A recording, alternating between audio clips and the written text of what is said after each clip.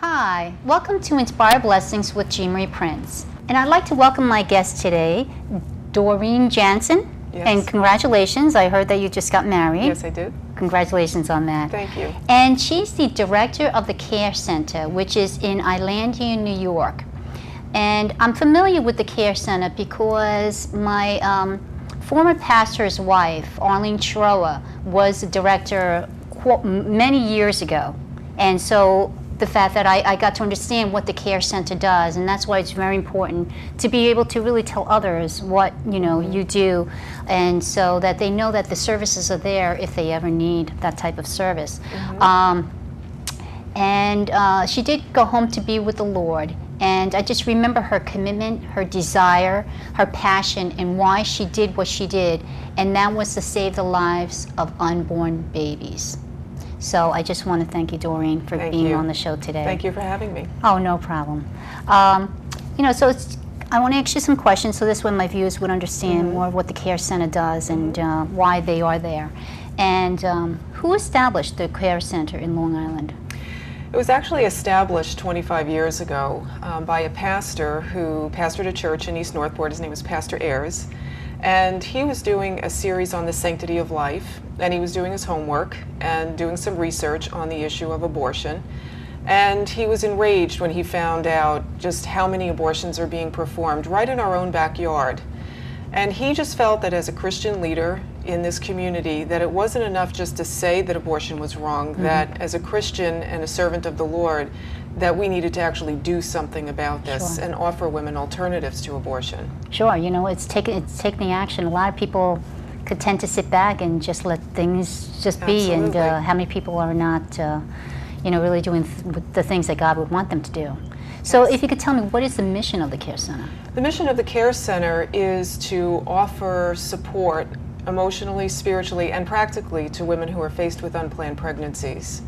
We know that when a woman finds out that she's pregnant, that she may feel that her life has come to a screeching halt. She may feel that she has no options.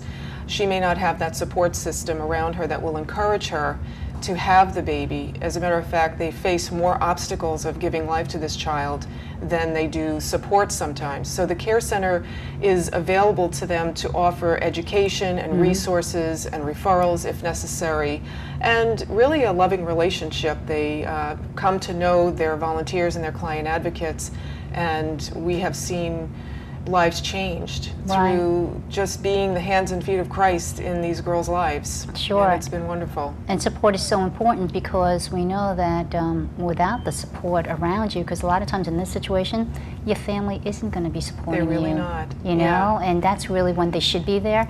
So it's great to see that strangers are willing to support them. Yes, You know, so that strengthens them to, to maybe make the better decision that they should make. It gives them hope. Exactly, exactly. And so what is the vision? Is that almost the same thing would you say as a mission?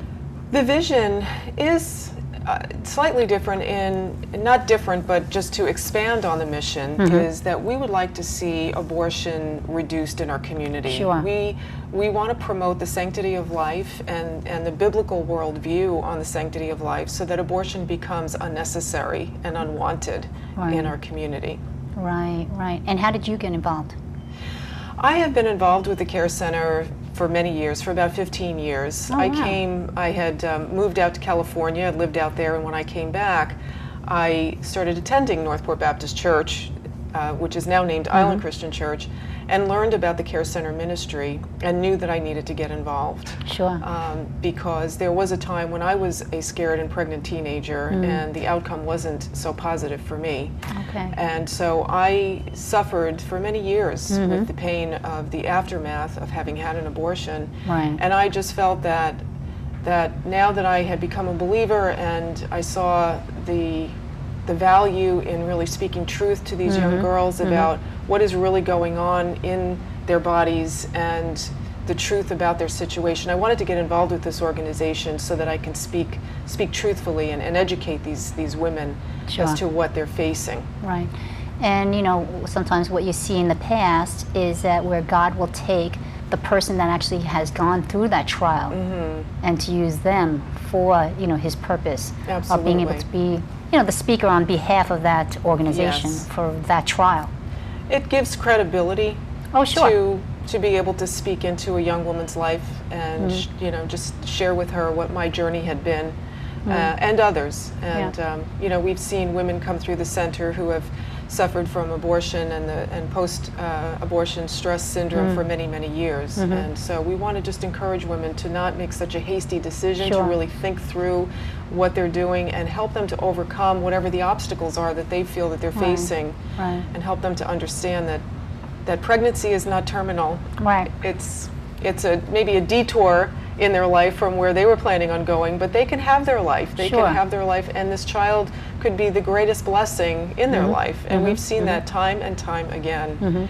And you know what, again, you going through the trial, you can say, I know how you feel. I know what you're thinking. I know what you're facing. So, so that's how it can be able to kind of get their walls, you know, kind of broken a little. Absolutely. Now, how has the ministry grown and changed over the years since you've been involved?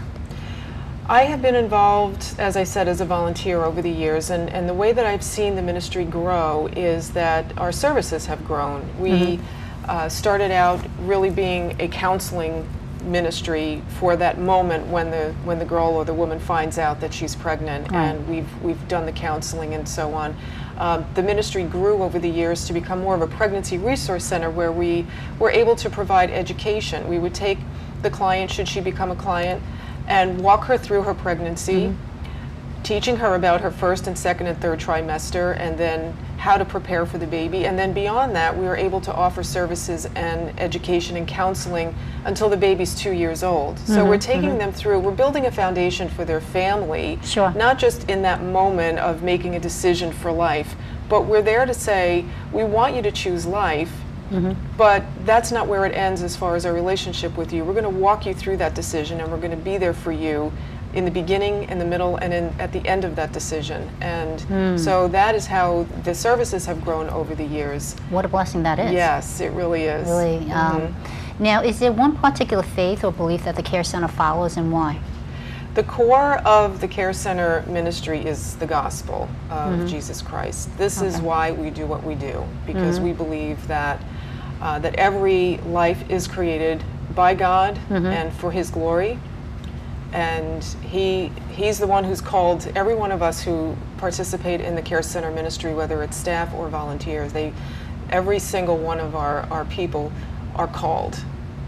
We know that instantly. We can just see it in their eyes and in their hearts and how they serve. Right. So it is a ministry. Yeah, I think when you have volunteers, you want to see that they're passionate about what they're doing, that they believe what they're doing, because then really, how much of a service can they really be for you if they're not? Right. You know? Right, exactly. What has been your greatest challenge in the ministry?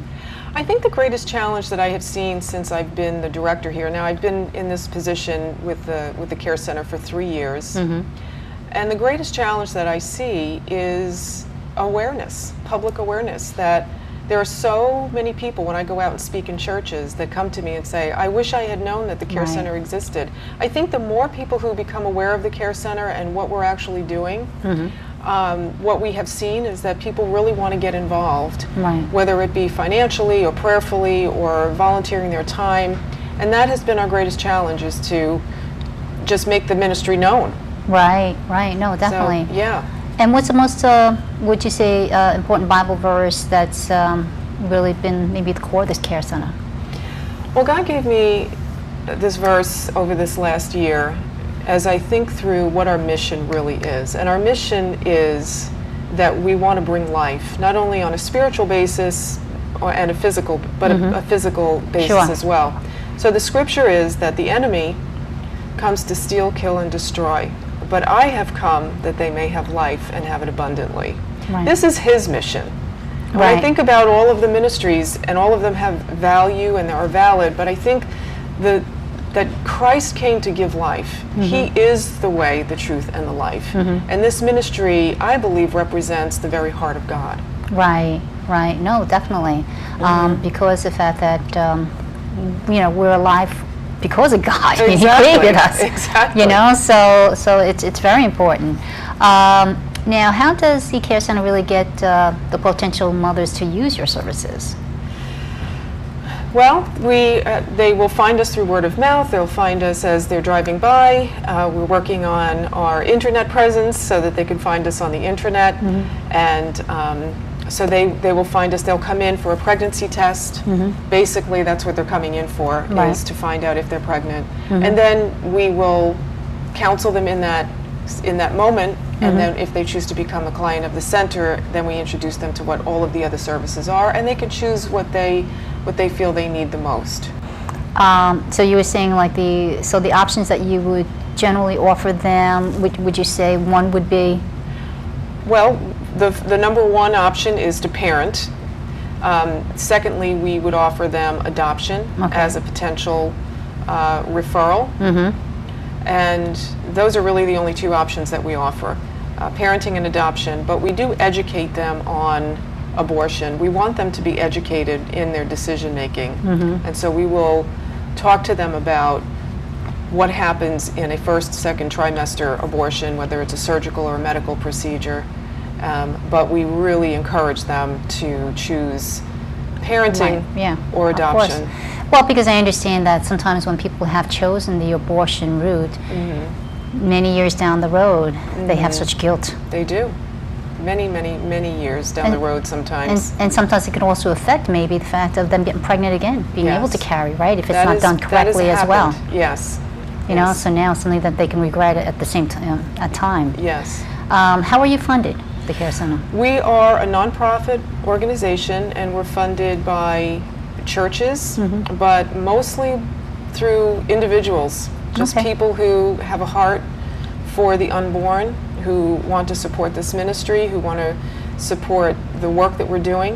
And we just have found that, again, as we've gone out and as we've introduced the work that we're doing, that people do want to get involved. And sometimes this issue can seem so overwhelming, and you think, well, what can I do to stop this or prevent this? But there are people that God calls who want to give to this mission and to this purpose, can take action by giving to the ministry. If you could explain now, I understand that you have a new service called the Soundview Pregnancy Service. What is that? Yes. Well, the Lord has called us to enter into a new phase of this ministry. We're actually going to be offering sonogram services. Wow. We're opening up a new center in Center Reach. As a matter of fact, the center will be opening this summer, which I'm very excited about. And the sonogram option is being used widely nationwide by other crisis pregnancy centers, and what they have found is that 90% of women who actually see the baby on sonogram will choose life. So the Care Center has been working very hard over the last 2 years to bring this awareness to our community, and we're opening up these new centers as Soundview Pregnancy Services. We will still be the Care Center. We're still taking everything that the Care Center is and all the ministry that we have given to women, and we will continue to do that, but we're just adding on the medical piece to that. And God has been so faithful to bring doctors and nurses and sonographers and staff to this ministry over these, just in the right timing, just over these last months and maybe this last year, that we're going to be able to pull all of these pieces together and to be able to offer a very professional service. And we feel that Center Reach is going to be a very strategic location for this first center, because we're strategically located between Stony Brook University and Suffolk Community College.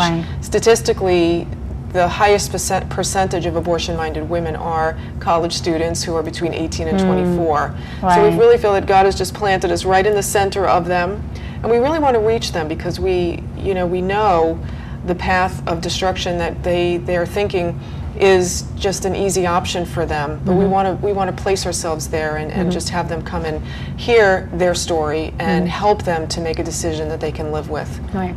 You know how like other organizations will say that, you can abort because really the baby really isn't living or isn't really.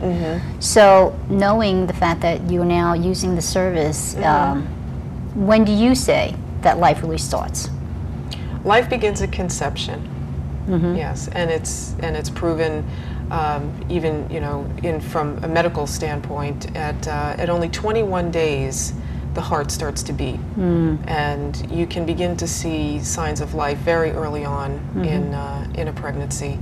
But we believe that God created life, and it begins at conception and it continues You know, a baby at 12 weeks looks exactly the way a human being is supposed to look at 12 weeks. Right. And looks exactly the way it's supposed to look at 22 weeks gestation. Right. And then when the baby's born and so on, it's a progress, it's a transition of life going from the womb to the physical life that we see here.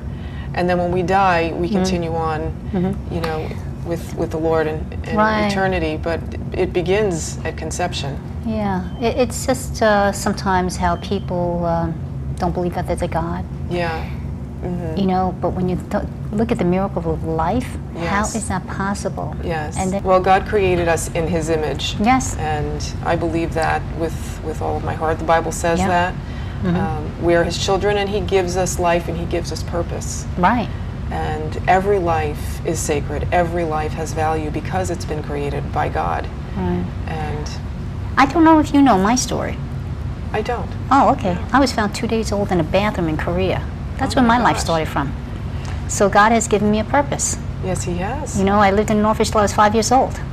You know, so it explains it in my book and everything. So it's just a miracle, the whole story of it, and that's why, you know, this is also very important to me, because on the one hand, it's if a mother doesn't want to be able to, you know, raise their child because they don't feel that they're going to be able to, you help them, and on the other hand, then you also, you know, the baby's put up for adoption. You know how many mothers and fathers are out there desperately wanting to have children for one reason or another they can't? Yes. What a blessing, you know? And then also, on the other hand too, is that the mother wouldn't have to have that guilt to know that they killed their baby rather than giving that baby life. So exactly.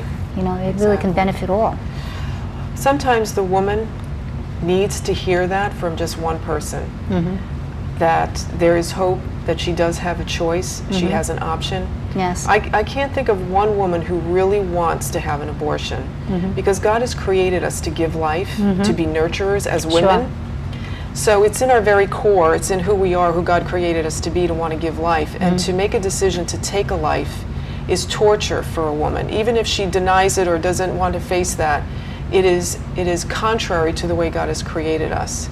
So I believe, and I have seen it time and time and time again, that all sometimes a woman needs is one voice, one person to say, you can do this and I'm going to help you. And that is what our purpose is. That is our mission, to be able to speak truth into these young women's lives and prevent 2 lives being lost. Sure. The woman's life, her life will never be the same, and the life of that unborn child.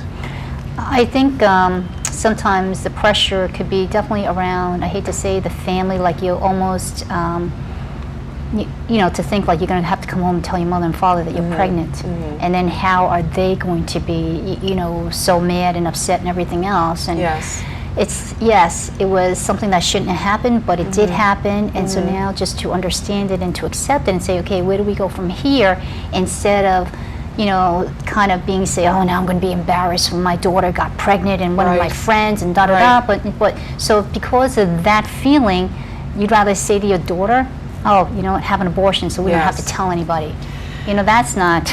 There's a quick true story. A woman who, a young girl, 18 years old, had gotten pregnant, and she hid it from her mom for 5 months. And when she told her mom that she was pregnant, her mother, out of fear and shame, said, you're not having this baby, you're having an abortion, and if you don't have an abortion, you have to leave the house.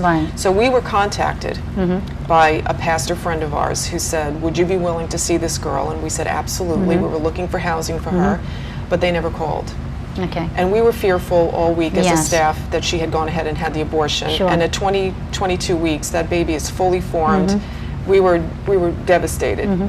About a week later, I got a phone call from that pastor who said the mother and the daughter went to the abortion clinic.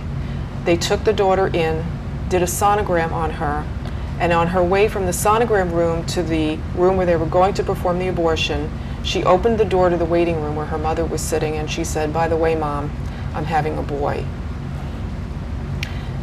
With that, and she showed her the sonogram picture, the mom said, I can't do this. Because that's her grandson. They walked out, and now that baby is born. He's about probably a year old now. But the power in that is that the pastor's daughter, who I refer to, was the one voice who kept saying, "Don't do this, please don't do this. This is your grandson. This is a life. You can get through this." And it was the combination of her voice and that picture, that sonogram picture, that changed that grandmother's heart. And now this little boy is the apple of their eye. See? He's brought such joy to their family. Right. But that just really showed me how sometimes it just takes that one voice, that input into that woman's life. And I just believe that God has such an incredible plan for this young little baby boy, because he was seconds away. He was snatched out of death's grip just in that moment. And it's just the power of that picture, of that connection, that when you're pregnant, this is not a problem. You know, a pregnancy, you begin to see that it's not a problem, it's a person, that this is a human being. Right. And you connect with that, with the heart of that child, when you can actually see them and know that they're your own. And so I'm just thankful, I'm so grateful to God for that life and the hundreds and hopefully thousands of others that we'll be able to save through this ministry, through the people who work through this ministry. Because just one life, if you think about it, can impact an entire generation. How involved are the local churches? We have, I would say, 25 to 30 churches across Long Island that support us at various levels, through their missions budgets and so on. Some churches may do baby showers and so on. But our goal, and my goal as the director, is to connect with more and more pastors across Long Island, because we'd love to see more of these centers opening up.